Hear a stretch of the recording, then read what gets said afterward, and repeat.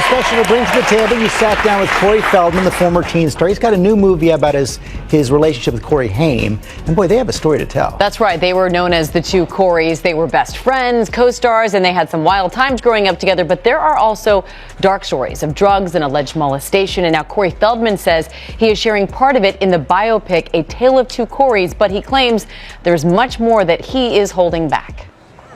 They were the teen heartthrobs of the late 80s. And together, Corey Haim and Corey Feldman starred in films like The Lost Boys. Well, what happens if my mom is dating the head vampire? And License to Drive. It is a license to live, a license to be free. Now in his new Lifetime movie, A Tale of Two Coreys, executive producer Feldman documents how the child star's lives spun wildly out of control after years of partying, drugs, and alleged abuse by Hollywood insiders. How would you describe your friendship with Corey Haim? Volatile. You know, every day it was either we were like closer than brothers or we were at war. This was supposed to be our big thing, man. I mean, we got into fistfights, but we loved each other that much. That's what brothers do. You've said that this film is the G-rated version of an X-rated story. That's very true. How watered down is this version? It's very watered down. It does veer you from the truth. What you see in the film as the ideal of Corey being taken into a trailer by a guy in a suit, that's not really how it happened. But that's how the lawyers made me say it happened. How did it happen? Well, I can't say exactly how it happened because I wasn't there. I would be sued for defamation. However, I can put it into a film as part of a storyline.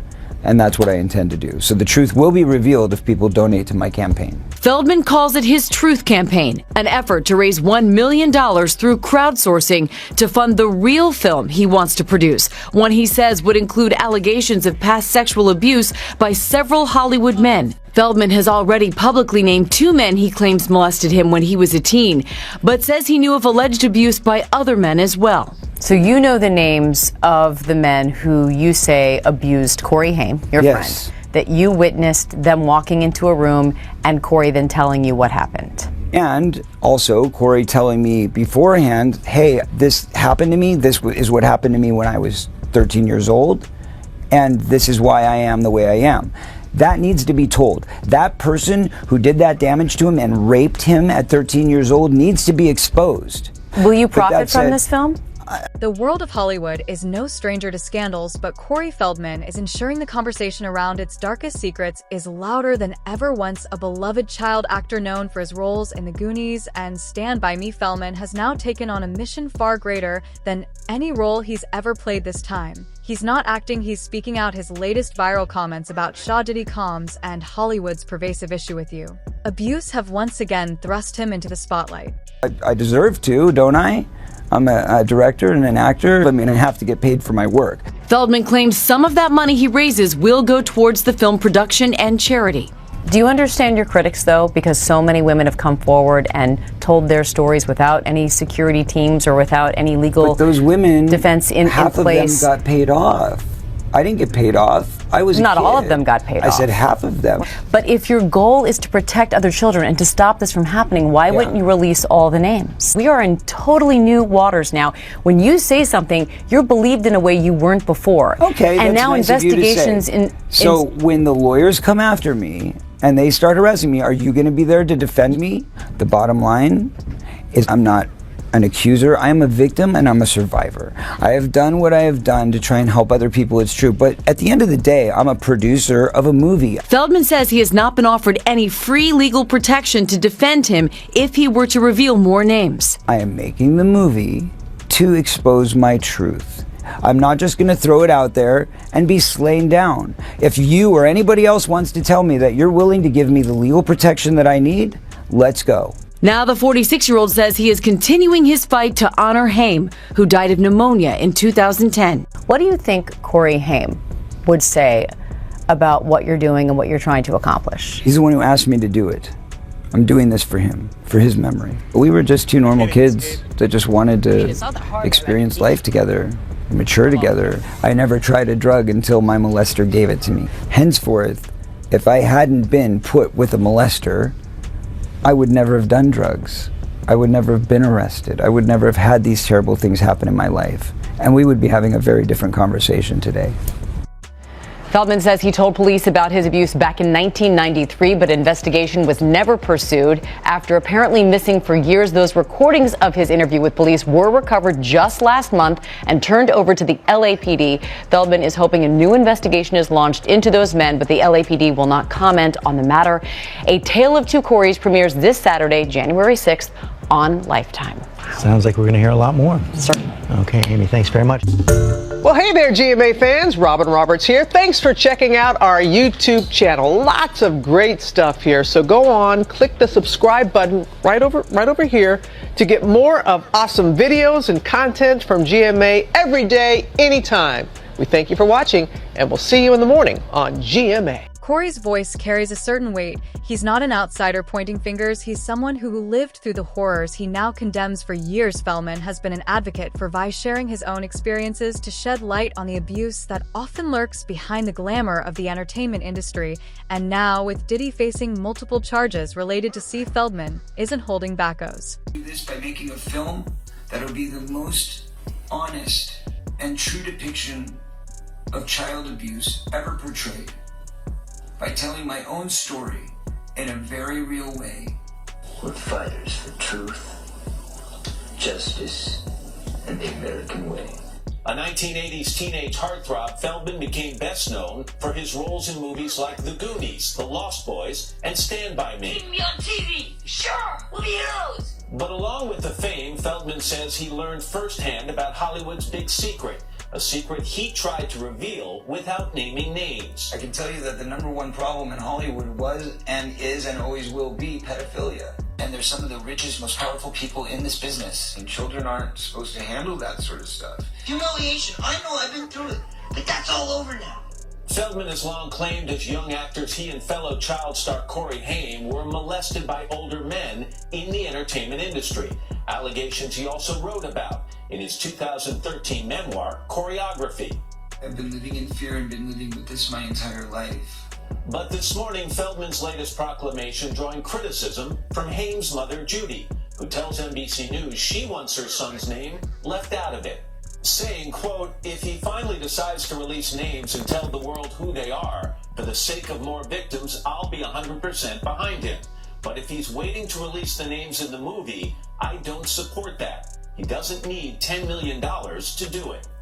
And Corey Feldman joins us now live. Corey, good morning. Good to see you. Good morning, Matt. You reacted to that comment sitting here. I'll get to that in a second. This is very personal for you. Yes, it's very emotional. It's something you've talked about for years. Let me start by asking you, how prevalent is what you're talking about in Hollywood today?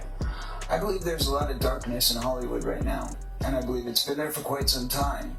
And as we've seen with the Harvey Weinstein scandal, it continues to unfold. New names come forward every day. Now there's names of misconduct with Kevin Spacey, with this, child actor who came forward today. It's going to continue unraveling. This is just the beginning. It's just the tip of the iceberg. So everything you're seeing is building up to what I believe is going to be a dam-breaking opening. So let me talk about this Corey's Truth effort. You want to raise $10 million. You want to produce and direct this documentary. It's not a documentary. It's a film. I need to stop you there. It is a film. I want to make a feature film, which is why we need the budget that we need.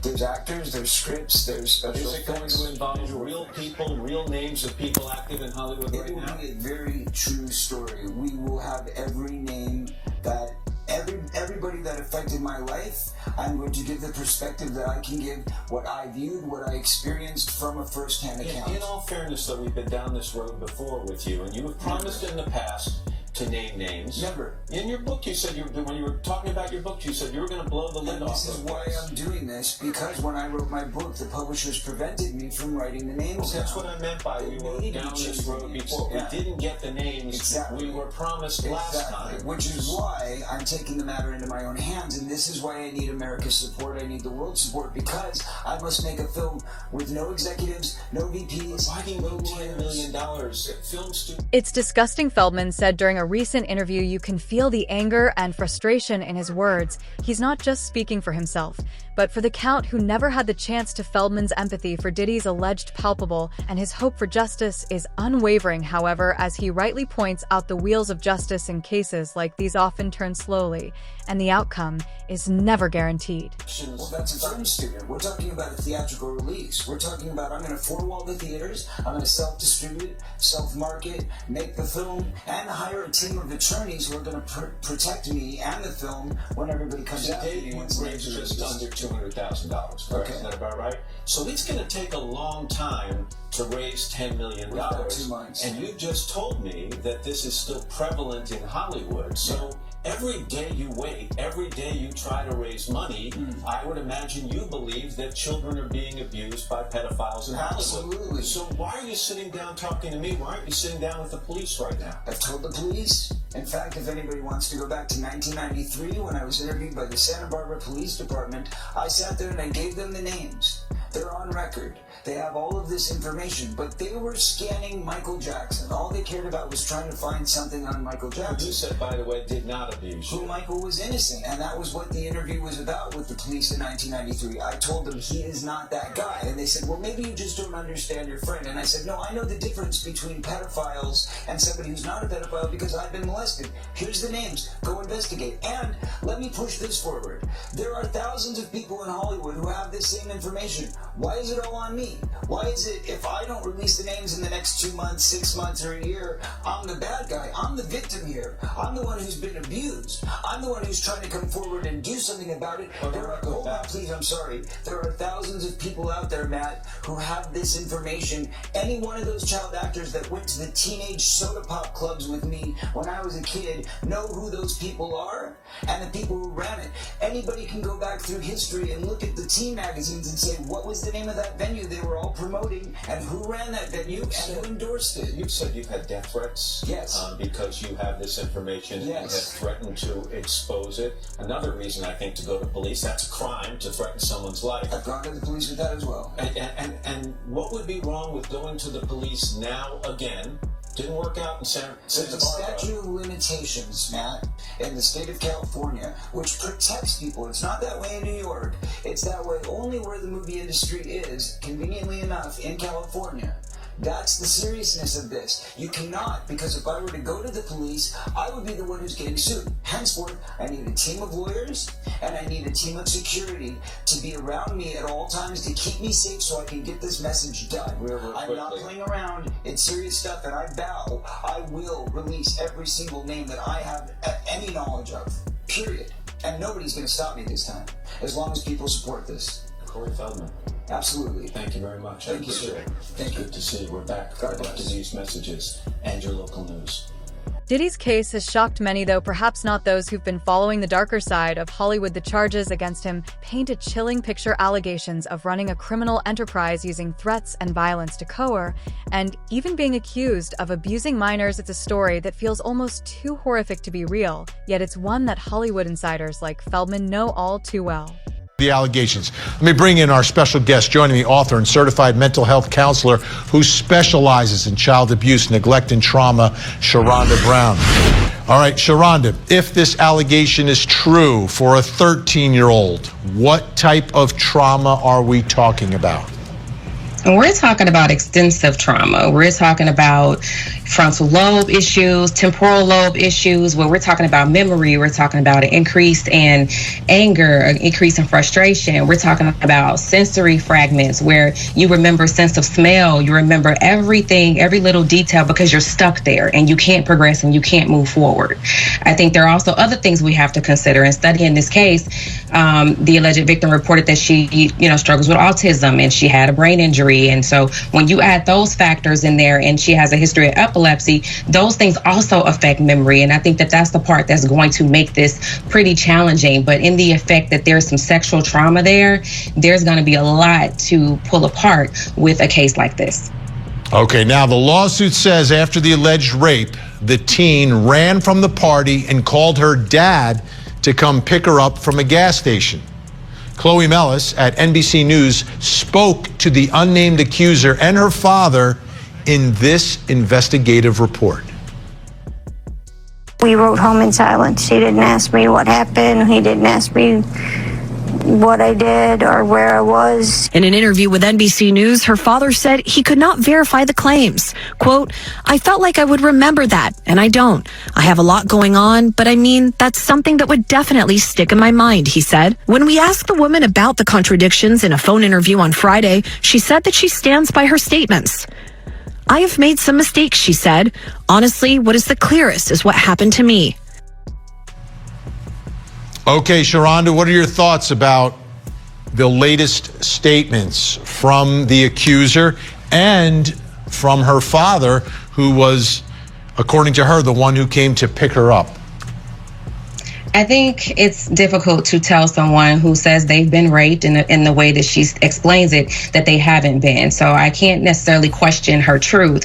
I think it's important to note that those around her who she named that was also involved in or supported her during this tough time, they don't remember the situation. And so I think that those raise flags. But I also think that there is a lot of struggle with memory. And if we're talking about drug use, and like I said, we're talking about temporal lobe issues, then we are talking about questionable memory. How much do you remember? How much can you say was fact versus how much is maybe vicarious trauma? And what vicarious trauma is when you've heard the narrative so many times that you begin to believe that it's your narrative, and you will take on these feelings, beliefs, and ideas as if they're yours. And I think with all the other things she has going on, those are things that will come into question if she was someone that I was seeing. Not necessarily questioning her truth about being raped, but I would definitely explore all those possibilities. And how about the passage of time here? We're talking about 24 years later, right? This goes back to 2000. It's 2024. Going back 24 years to remember. For Corey, this isn't just about Diddy, it's about a system that has allowed predators to thrive for decades. In his words, Hollywood's biggest problem has always been P. His journey to expose this issue began years ago, when he publicly revealed his own experiences with abuse. The details he shared were heart-wrenching, including the tragic story of his best friend and fellow child actor Corey Haim, who Feldman believes suffered immensely because of the abuse he endured. How accurate would you expect those memories to be? I think when it comes to trauma victims, 20 years ago feels like yesterday. So I do think that there is some details that they will remember. They will remember scents. They will remember sounds, voices. They will remember all that as if it just happened yesterday. So I don't think that the time frame of it all, plays a huge factor. Now, I do know that there are some clients who will block things out, but the minute you start unraveling, it will come to them with such clarity. So I don't think that 20 years ago makes any difference to a trauma victim, because to them, it feels like yesterday or like they're still in the moment. And that's what hypervigilance is. And is there any way from your perspective when you're talking to someone to work through to figure out what is an actual memory versus what is perhaps, your mind playing tricks on you or some impact from the trauma itself? Is there any way to peel back any of those layers, or is it just is what it is? No, I have many tools that I use to peel back those layers. I definitely create trauma narratives, or I allow the client to create the trauma narrative. I do dissect what they've been watching, who they've been speaking to, what they've been listening to, because sometimes those things can come up in the narrative or in the story. And so I have to help them pull apart what is real versus what they feel. And those things prove to be pretty successful with most of the clients that I've worked with who have been victims of sexual and physical trauma. And I think a lot of times they're able to say, you know what, I did see that somewhere else, or I heard that, or I've owned that, and it doesn't belong to me. But that also comes with doing really good extensive trauma work. So I think someone definitely should sit down with her and piece apart what is it that is real versus what you feel, because making mistakes in a situation like this is pretty critical and pretty crucial. So it's important to be very clear. Sharonda Brown, always great insight. We appreciate your valuable time. Thank you so much. All right. You're welcome. My think tank's still with us. Al Wunsch, Darnell Crossland, and Jennifer Brandt. So Jay-Z responded very quickly now after this latest revelation and said this incident didn't happen, and yet he filed it, meaning the attorney, in court and doubled down in the press. True justice is coming. We fight from victory, not for victory. Jennifer Brandt, what about this whole thing from Jay-Z's perspective? Back in 2011, Feldman stunned the world when he declared in an interview that Hollywood was plagued at the time his claims were met with skepticism, even ridicule. But as more survivors have come forward, and as scandals like Diddy's have surfaced, the truth behind Feldman's words has become undeniable. He wasn't exaggerating or seeking attention. He was sounding an alarm. To your lawsuit, you were hired by a security firm to work security at one of the infamous white parties that was thrown by Sean Combs in the Hamptons. What was that experience like? At first, he was incredibly friendly, very gracious. So you had a friendly chat, and then, according to your lawsuit, at some point later in the night, Sean Combs himself offered you a drink. This didn't come from staff or someone holding a tray of drinks, it came from him directly. Correct. The first drink started to have some effect on me, and I just thought, wow, these are really strong drinks. It wasn't until the second drink, and it was already too late, that I realized that there was something wrong with the drinks. Sadly, Sean Combs was waiting in the wings. He was watching from some sort of vantage point, and once I was in a helpless position and he was sure that he was in a position of power, then he took advantage of the situation. You allege that you were forcibly pushed into an SUV by Sean Combs. That act alone, according to your lawsuit, left you in considerable pain. And then once inside the vehicle, your lawsuit says plaintiff was held down by Combs, who overpowered him while he struggled to escape due to the effects of the drugs in his system. And it goes on to say that he sodomized you. I was screaming. I was telling him to stop. It was incredibly painful. And he was acting like it was nothing. And he seemed to be disconnected from it. It was abusive beyond belief.